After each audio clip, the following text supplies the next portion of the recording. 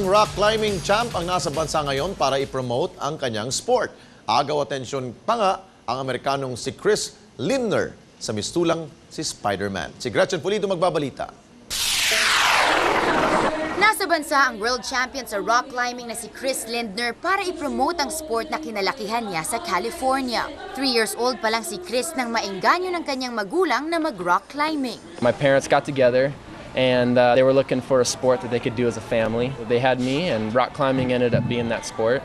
Kaya sa kanyang rock climbing demo, mga bata kaagad ang tinuruan niya ng teknik. Napamangha naman ni Chris ang mga manonood sa mala Spider-Man niyang style ng rock climbing.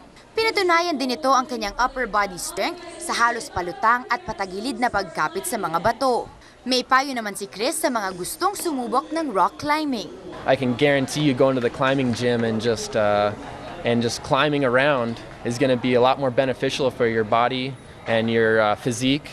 And it's a lot more fun than looking in the mirror and pumping iron like this all day, right? Habang nasa bansa ng 2 linggo, papanikin niya ang bundok ng Cebu at magsusurfing sa world-famous surfing site ng Siargao.